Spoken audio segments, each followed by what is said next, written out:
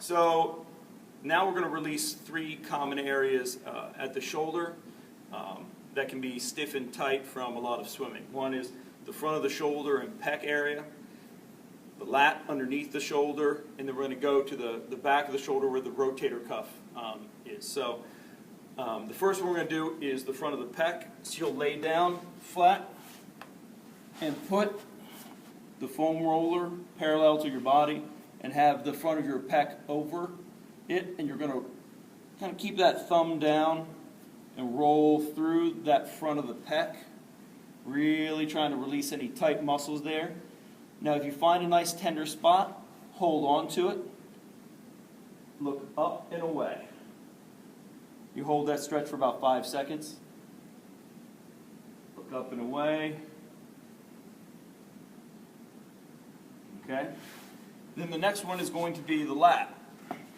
If the lat's tight, you won't be able to get the arm directly overhead. It'll pull your shoulder forward, which means you're going to have to extend more at your T-spine, which may result in your lower back pain or shoulder impingement. So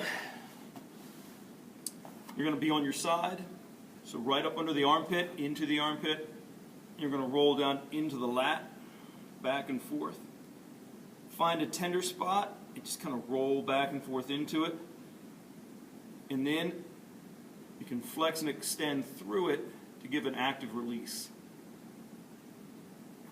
If you find multiple tight spots, roll through to the second tight spot and work that out as well. Again, a minute or two. Usually don't stare at the clock. What you want to do is just keep doing these until you get a better quality of movement, less restricted movement. The next one, you're going to have your upper arm laying alongside parallel to the foam roller, and the foam roller is going to be pushing into the back of your shoulder blade and the back of your shoulder. You're going to roll through, find any tender spots back there on the rotator cuff, and then you're going to internally and externally rotate until you find any of those tender spots. You should feel an improved quality of movement and range of motion as you do these. So I'm going to show you some shoulder corrections for if you had a T-spine mobility issue or a shoulder mobility issue. First thing it starts out with is foam roller. If you don't have one of these, pick one up. You can get one at Dick's Sporting Goods or Walmart or whatever for about 10, 15 bucks. If you get an option, buy one that's a little more firm. It'll help really get into releasing the muscles a lot easier. So first one we're going to do is we're going to go after your upper back, your thoracic spine. And most of you had an extension issue at your T-spine. So I'm going to show you how to gain a little thoracic spine extension. So we're going to put the foam roller down. You're going to have it just at your mid to upper back. You're not going to have it on the lower back. You're not going to have it on your neck. You're going to support your neck so that you're not having to strain to keep your head up. You're going to keep your elbows up. And what you're going to do is keep your hips and spine in neutral. So you're going to keep your core a little bit tight. And you're going to roll through your upper back and forth. You might feel the muscles get a little bit looser as you do this. You don't want to strain. You want to relax over this, okay? So you're not doing a sit-up or trying to crunch. You're just rolling over the area. Then after a couple of minutes of releasing, I want you to just relax your arms back, keep your core in neutral down here. Take a deep breath in, and relax back over the foam roll to try and gain extension. Don't drop your hips to gain extension. We don't want lower back or lumbar extension. We want your upper back to have to extend over the foam roll. Do that for about 45 seconds to a minute, and you can repeat it 2 or 3 times throughout the day. Good? Okay. The next one's called a sunrise.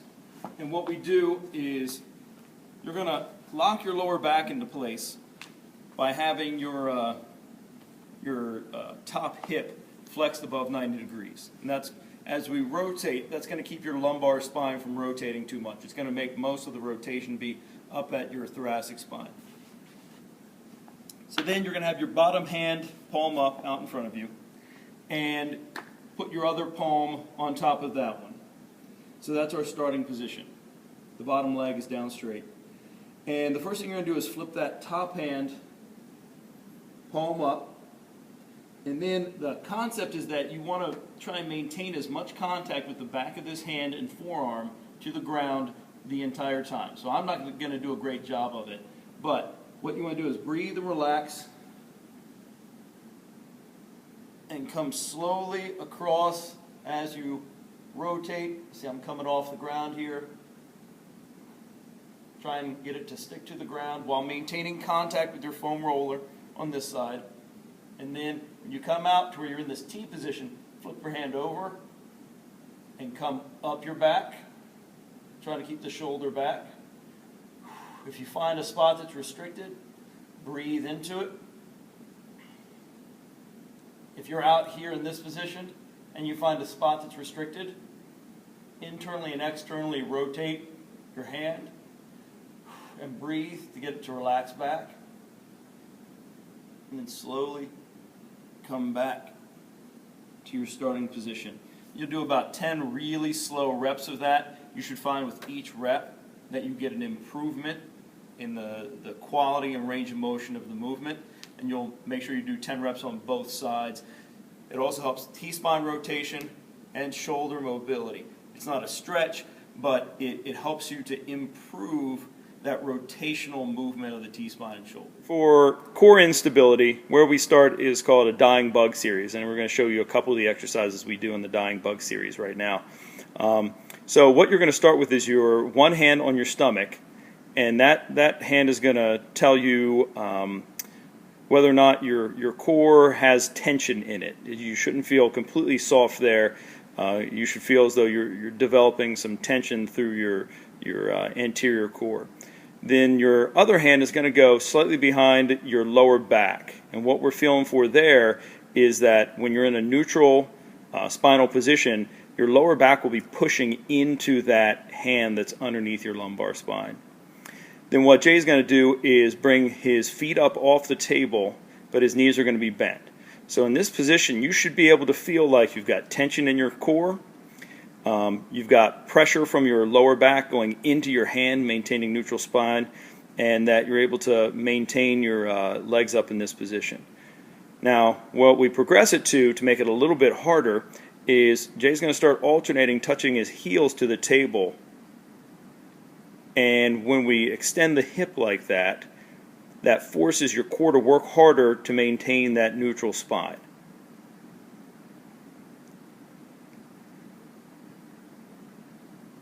So if you're doing that and you're able to maintain a neutral spine, you can also have somebody else put their hand behind your lower back so they can give you the feedback of how hard you're pushing into their hand.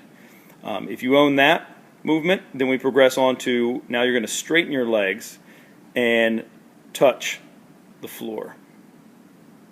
And by getting further away from your center of gravity and where you have leverage at, it makes it even harder on your core to maintain that neutral spine. And you'll want to do, alternate about 10 reps each leg. We're looking for movement quality, not fatigue. If you feel like you're having trouble maintaining this because you're getting tired, I want you to stop, because it's really about maintaining perfect core control and stability while moving. So technique is key.